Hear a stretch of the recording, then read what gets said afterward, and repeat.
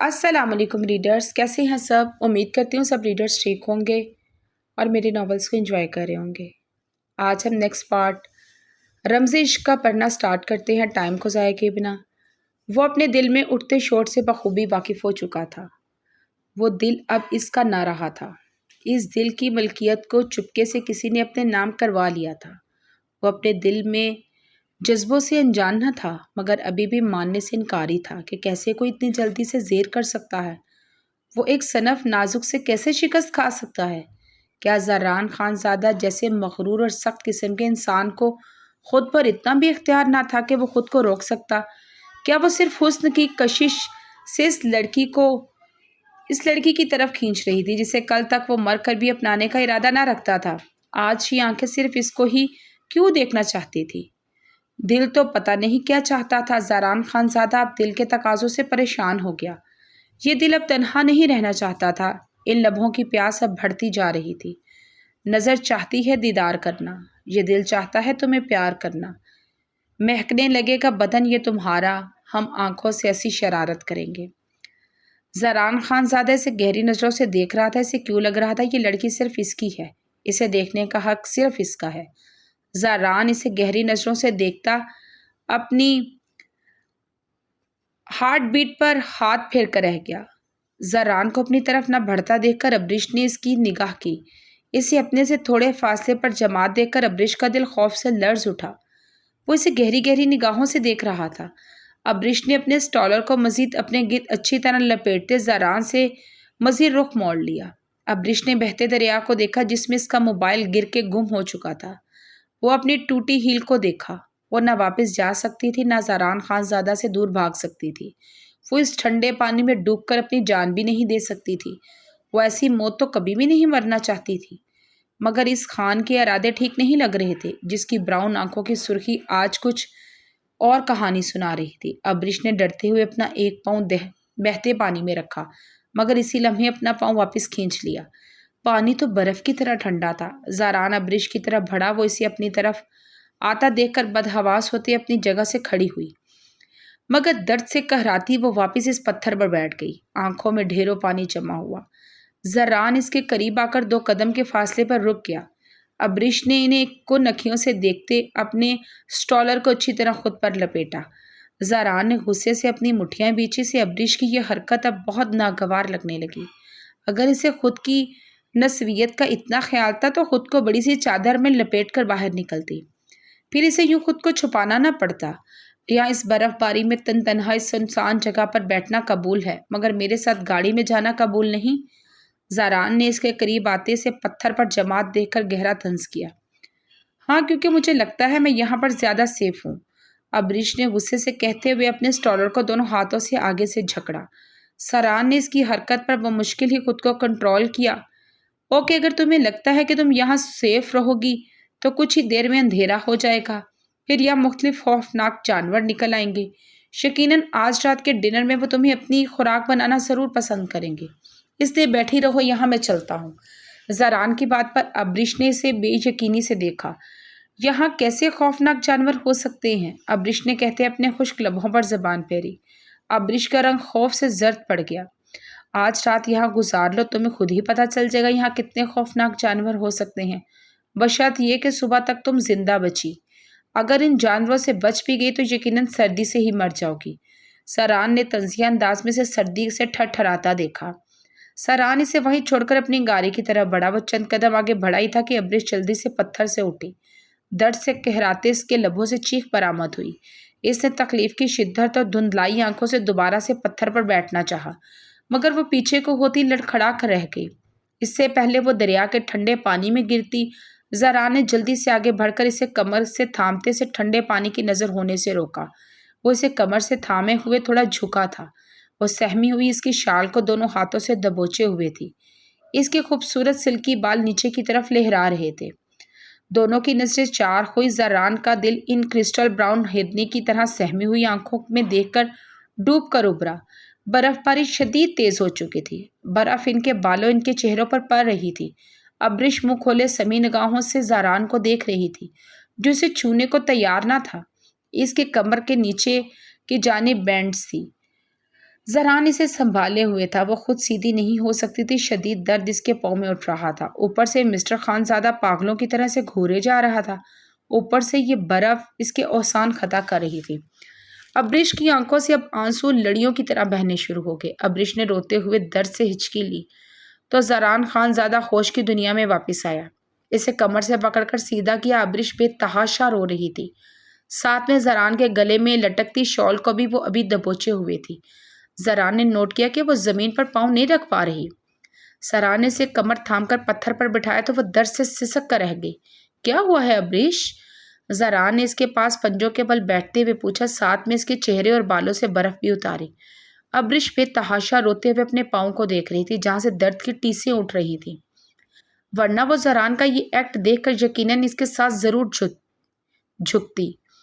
زران نے اب اس کے پاؤں کی طرف دیکھا جو بہت ہی زیادہ درد میں تھا۔ زران خانزادہ اس وقت دریا کے بہتے پانی میں پنجوں میں کے بل بیٹھ گیا۔ یہ دریا کا کنارہ تھا جہاں پانی بالکل گہرا نہ تھا، مگر اس طرح بیٹھنے پر زران کے کپڑے اور شوز گیلے ہو چکے تھے۔ زران نے اس کے پاؤں پکڑ کر دیکھا جہاں شاید موچ آئی تھی۔ ابریش اس کے پاؤں کو ہاتھ لگانے پر درد سے چیخ پڑی۔ شوز کہاں ہے تمہارے؟ یہ موچ کیسے آئی؟ زران نے اسے دیکھتے ہوئے پوچھا۔ میرا پاؤں مڑ گیا تھا، وہ ہیلز میں نے اتار دیے ہیں، ابریش نے بمشکل ہی بتایا۔ درد کی شدت اس کے چہرے سے عیاں تھی۔ تو ہیل پہن کر تمہیں کس نے کہا تھا یہاں کیٹ واک کرنے کو؟ زران اس کے چہرے پر تکلیف دیکھ کر غصے سے بولا۔ ابریش اس کی بات پر بری طرح رو دی۔ پتھر سے اٹھتے ایک بار پھر اس کا پاؤں بری طرح مڑ چکا تھا۔ پہلے والی تکلیف بھی برداشت نہیں ہو رہی تھی، مگر اب تو اسے لگ رہا تھا کہ یہ مر جائے گی۔ زران نے اس کا پاؤں ہاتھ میں پکڑ کر معائنہ کرنا چاہا، مگر ابریش کی خطرناک چیخ پر وہ جبڑے بھینچ گیا۔ ابریش دیکھنے دو، ورنہ یہ موچ میں کیسے ٹھیک کر پاؤں گا؟ زران کی بات پر اس کا رنگ سفید پڑ گیا۔ کیا مطلب؟ آپ کیسے ٹھیک کریں گے؟ یہ موچ تو ڈاکٹرز ہی ٹھیک کریں گے۔ ابریش نے نیچے تھوڑا ہوتے اس کے ہاتھ اپنے پاؤں سے پیچھے کرنے چاہے۔ اتنا درد ہو رہا تھا کہ وہ اپنا پاؤں ہلا بھی نہیں پا رہی تھی۔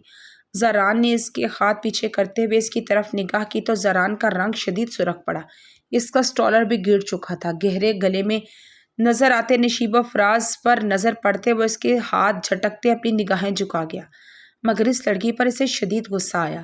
زران نے زمین سے اٹھتے اپنی شال کندھوں سے اتار کر اس کے گرد اچھی طرح لپیٹی۔ ابریش حیران کن نگاہوں سے دیکھنے لگی۔ جو بھی تھا، اسے اس خان سے ایسی امید نہ تھی۔ زران نے پھر سے نیچے بیٹھتے اس کا پاؤں پکڑا۔ ابریش پھر سے چیخ اٹھی۔ Let me see, don't be. اب اگر تم چیخی تو تمہیں اس بہتے دریا کے سپرد کر دوں گا۔ اسے سب دھمکی مت سمجھنا، جو میں کہتا ہوں وہ میں کر کے دکھاتا ہوں۔ اگر یقین نہیں آتا ایک بار چیخ کر تو دیکھو تم، زران نے اب کی بار سختی سے کہا تو ابریش بہتے آنسوؤں کے ساتھ بے یقینی سے اسے دیکھ رہی تھی۔ زران کا چہرہ کافی سنجیدہ تھا۔ زران نے اس پر سرد نظر ڈال کر اس کا پاؤں پکڑا۔ اب کی بار ابریش چیخی نہیں تھی، مگر درد کی شدت سے زران کا کندھا پکڑ لیا۔ زران نے اس کا پاؤں پکڑ کر ایک ہی جھٹکے میں مروڑا تو ابریش کے منہ سے دردناک چیخ نکلی۔ زران نے اس کے چہرے کو دیکھا جو بے تحاشا رونے کی وجہ سے سرخ ہو رہا تھا۔ وہ درد سسکتے ہوئے ابھی تک اس کے کندھے کی شرٹ مٹھی میں دبوچے ہوئے تھی۔ زران نے نرمی سے اس کا ہاتھ اپنے کندھے سے الگ کیا، اپنی جگہ کھڑا ہوا۔ زران نے کھڑے ہوتے ابریش کو دیکھا جو اب زاروں کی طرح رو رہی تھی، مگر اس کی طرف نہیں دیکھ رہی تھی۔ یقیناً وہ اس سے ناراض تھی۔ تمہارے پاؤں کی ہڈی مڑ گئی تھی، اب واپس اپنی جگہ پر آ گئی ہے، تھوڑی دیر تک یہ درد بھی ٹھیک ہو جائے گا۔ ابریش اس کی بات کو بنا کوئی جواب دیے اس کی طرف موڑ کر اپنے آنسو صاف کرتے بہتے دریا کو دیکھنے لگی۔ ابریش، یہاں اس طرح کی موچ ایسے ہی ٹھیک کی جاتی ہے، اگر میں ایسے نہ کرتا تو درد کی شدت اور بڑھ جاتی۔ میں جانتا ہوں تمہیں بہت درد ہوا ہے، مگر یہ کرنا ضروری تھا۔ چلو اب شاباش، اٹھو، ہری اپ، ہم آگے بہت لیٹ ہو چکے ہیں۔ زران کا لہجہ اب کافی نرم تھا۔ ابریش سنی انسنی کرتی اسپاٹ لہجے میں بیٹھی تھی۔ جو تکلیف اس نے دی تھی وہ بھول نہیں پا رہی تھی۔ وہ اتنی ڈر گئی تھی کہ وہ ابھی تک اپنا پاؤں نہیں ہلا پا رہی تھی۔ زران اسے یوں ہی بیٹھے دیکھ کر جھنجھلا گیا۔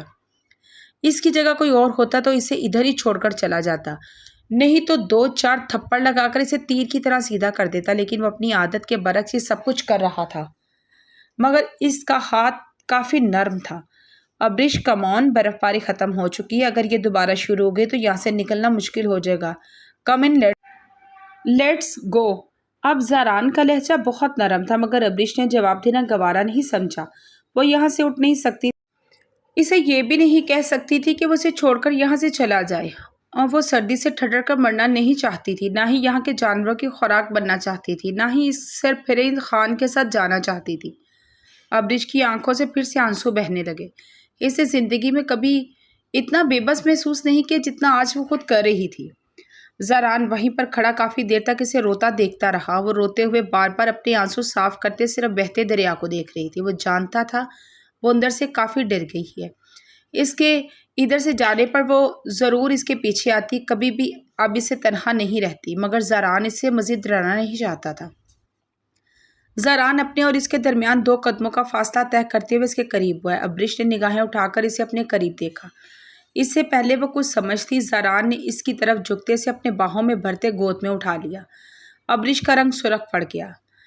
گپ چپ مہر بے لب ہوئی۔ پہلی مرتبہ کسی مرد نے اسے یوں چھوا تھا۔ امریکہ جیسے ملک میں اس نے کسی کو کبھی اپنا ہاتھ تک پکڑنے نہیں دیا تھا۔ وہ اسے یوں اپنی گود میں اٹھا چکا تھا۔ ابرش کا دل کانوں میں بجنے لگا۔ اس کا بدن لرزنا شروع ہو گیا۔ زاران اس کے دل کی دھڑکنیں سنتا، اس کی بدن کی کپکپاہٹ محسوس کرتا زیر لب مسکرا کر رہ گیا۔ اس کا سرخ پڑتا چہرہ ایک نظر دیکھتے وہ گاڑی کی طرف بڑھا۔ گاڑی کا دروازہ کھولتے اسے فرنٹ سیٹ پر بٹھایا، خود ڈرائیونگ سیٹ پر بیٹھتے گاڑی سٹارٹ کی۔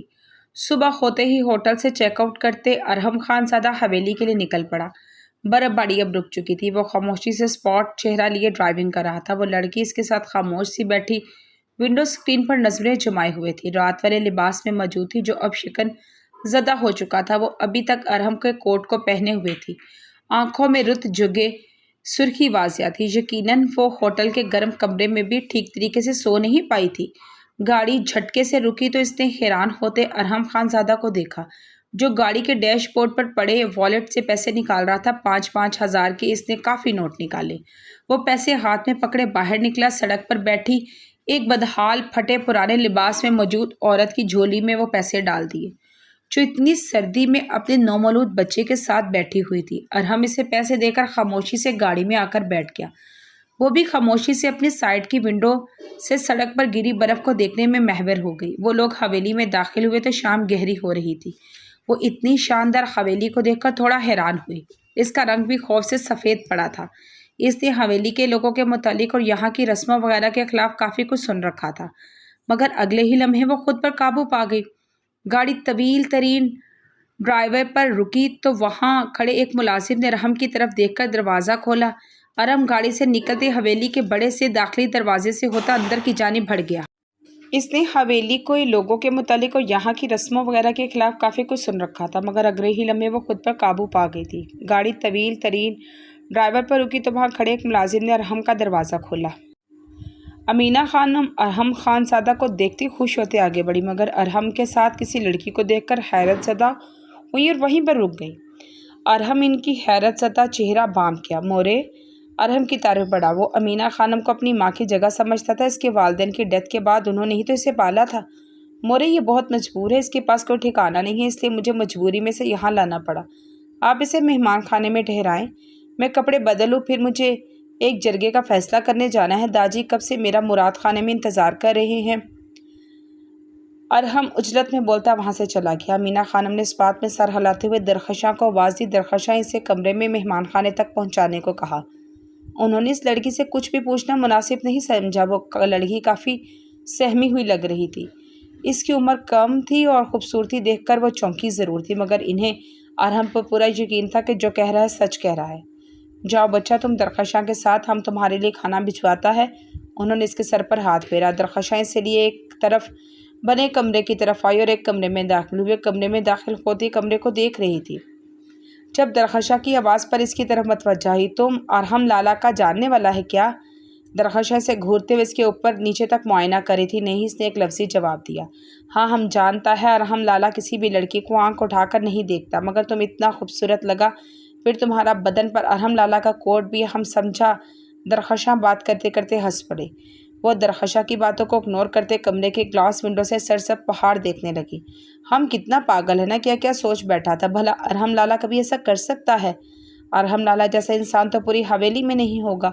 درخشاں کی بات وہ پھر ایک طرف متوجہ ہوئی۔ وہ تو اسے کل رات سے ہی پتہ چل گیا تھا کہ اس جیسا انسان اس حویلی میں نہیں ہے۔ کیا شاید پوری دنیا میں نہیں ہوگا؟ کیسے ہیں تمہارے ارحم لالا؟ اس نے سوچ انداز میں پوچھا۔ ارحم لالا بہت اچھا ہے، ملازموں کا بہت خیال رکھتا ہے، اس گاؤں سے بینی کا رسم ختم کر دیا ہے، عورتوں کی بہت عزت کرتا ہے۔ ارحم لالا کے ہوتے ہوئے کسی عورت کی طرف بری نگاہ سے نہیں دیکھ سکتا کوئی بھی۔ درخشاں کی اس بات پر وہ پھر چونکی۔ یہاں سب ہی بہت اچھے ہیں، داجی بھی بہت اچھے ہیں، وہ بالکل ارحم لالا کی طرح ہیں۔ درخشاں کو شاید بولنے کا بہت شوق تھا، اس نے تھوڑی ہی دیر میں پورے گھر والوں کو مکمل تفصیل فراہم کر دی۔ وہ بہت حیران تھی یہ سب سن کر، بہارے کا ڈاکٹر ہونے کا سن کر بھی حیران ہوئی۔ درخشاں حویلی والوں کی شان میں قصیدے ابھی بھی جاری رکھے ہوئے تھے۔ مراد خانے میں کوئی جرگے کا فیصلہ ہونے والا تھا، اس کا فیصلہ بھی ارحم لالا نے کرنا ہے۔ سب گاؤں والا ان پر پورا اعتماد کرتا ہے۔ ارحم لالا بہت اچھا ہے، بہت نرم دل، بہت نرم مزاج، وہ عورت پر کبھی چلاتا نہیں، جتنا وہ اپنے گھر والوں کے لیے اچھا ہے مگر اتنا ہی وہ باہر کے دشمنوں کے لیے ظالم بھی ہے۔ اللہ ہر لڑکی کو ارحم لالا جیسا شوہر عطا فرمائے۔ درخشاں کی بات پر اس نے زیر لب آمین کہا۔ پری گل بھابھی تو بہت خوش قسمت ہے۔ اس سے پہلے وہ مزید بولتی، اسے باہر سے پکار پڑی، وہ جلدی سے چلی گئی۔ وہ آہستگی سے بیڈ کی جانب بڑھتی، اس نے ٹیک لگا لیا۔ آخر اس کا مقدر کیا تھا، اس کا ٹھکانہ کیا تھا؟ وہ یہاں کتنے دن رہ سکتی تھی؟ اس کے بعد کیا ہوگا؟ یہاں سے جانے کے بعد وہ کہاں جائے گی؟ اس نے اپنے دکھتے سر کو دبایا۔ وہ بیڈ کے کراؤن کے ساتھ ٹیک لگائے، آنکھیں موندے وہیں پر تھی۔ دروازہ دھاڑ سے کھلا، اس نے آنکھیں کھول کر دیکھا، سامنے ایک لڑکی کھڑی اسے خواہ نظروں سے گھور رہی تھی۔ پری گل نے آگے بڑھ کر اسے بازو سے دبوچ کر بیڈ سے کھینچا۔ وہ اچانک افتاد کے لیے تیار نہ تھی، وہ بیڈ سے گھسیٹتی اٹھی۔ کون ہو تم خان کی، اور یہاں پر کیا کر رہی ہو؟ پری گل اس کا بے تحاشا حسن دیکھ کر جل کر راکھ ہو گئی۔ اس کے جسم پر ارحم کا کوٹ دیکھ کر وہ سلگ اٹھی، مگر خود پر بے حد قابو پایا۔ ایک تو یہاں مہمان تھی، دوسرا ارحم خان کے ساتھ آئی تھی۔ ارحم کو اگر یہ سب پتہ چل جاتا تو وہ بہت برا پیش آتا۔ وہ ایک حد تک نرم مزاج تھا مگر جب غصہ آتا تو بہت خطرناک ہوتا۔ امینہ خانم نے اسے بتایا تھا کہ یہ لڑکی کافی مجبور ہے، اس لیے وہ یہاں پر لالا کے ساتھ آئی ہے۔ وہ تو لڑکی کا سن کر پاگل ہی ہوگی، مگر بے تحاشا حسین بھی تھی۔ پہلی بار پری گل کا دل خوف سے دھڑکا تھا، مگر وہ خود پر قابو پا گئی تھی، ورنہ پری گل کا بس نہیں چل رہا تھا وہ اسے یہاں سے باہر نکال دے۔ تم خان کے ساتھ کیوں آیا؟ کیا لگتا ہے خان تم کا؟ یہ کوٹ کیا کر رہا ہے تمہارے بدن پر؟ خان بی بی نے کہا کہ تم بہت مجبور ہو، مگر ہم تم کو کہیں سے مجبور نہیں لگتا۔ دیکھو تم ہم کو سیدھی طرح بتا دو، یہ تمہارے لیے اچھا ہوگا۔ پری گل نے گہرے سانس لیتے کافی تحمل سے پوچھا۔ میں ارحم کی منگیتر ہوں، وہ مجھے یہاں شادی کرنے کے لیے لایا ہے۔ اس کا یہ کوٹ اس لیے میرے بدن پر ہے کیونکہ کل رات وہ میرے ساتھ ہوٹل میں کمرے میں تھا۔ وہ کہنا تو ایسا ہی کچھ چاہتی تھی، مگر اس وقت خود بھی سمجھ نہیں آ رہا تھا وہ کیا کہہ رہی ہے۔ اس کے لب ہل رہے تھے، وہ اپنے لفظوں کو سنتے خود بے یقین تھی۔ درخشاں کا کہا ہوا جملہ اس کی سماعتوں میں گونج رہا تھا۔ ارحم جیسا شوہر قسمت والوں کو ملتا ہے۔ پری گل پر سکتہ طاری ہوا، وہ بے یقینی سے پھٹی پھٹی نگاہوں سے اسے دیکھ رہی تھی۔ تم کیا کر رہا ہے؟ تم ہوش میں تو ہے؟ پری گل کی آنکھوں میں آنسو ٹھہرے تھے۔ بالکل ٹھیک کہہ رہی ہوں میں، اس نے نظریں چراتے ہوئے کہا۔ جھوٹ بولنے کے لیے اس کے چہرے پر اعتماد ہوتا تھا، مگر کسی کے کردار پر کیچڑ اچھالنے کے لیے وہ اعتماد کہاں سے لاتی؟ اگلے ہی لمحے پری گل کے چہرے پر غیظ و غضب نمودار ہوا۔ وہ اسے بازو سے دبوچتی باہر کی جانب بڑھی۔ نکلو ادھر سے ہماری حویلی سے، وہ اسے گھسیٹتے ہوئے باہر لائی۔ وہ مزید ڈر گئی۔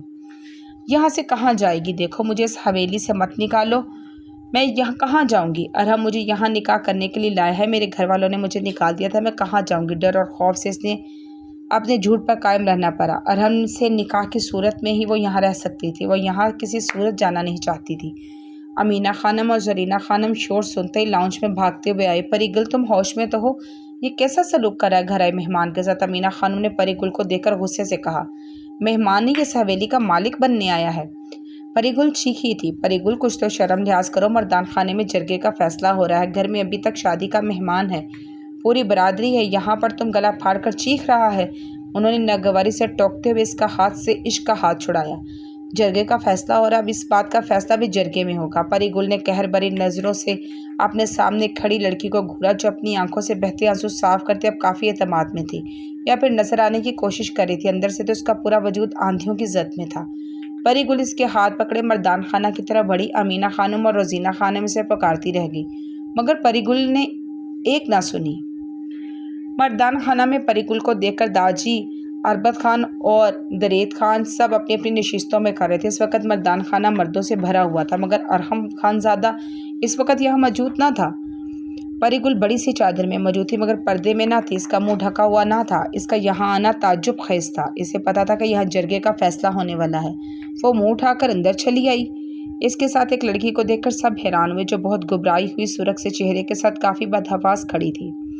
اس کے بدن کی لرزراہٹ دیکھی جا سکتی تھی۔ پری گل نے اب اپنی چادر سے نقاب کرتے اپنے چہرہ چھپایا۔ یہ سب سن کر اس کے اندر تیز بھانبڑ سے اٹھنے لگے۔ وہ غم و غصے سے پاگل ہو گئی تھی، اس لیے غصے میں پاگل ہوتے بنا سوچے یہاں آ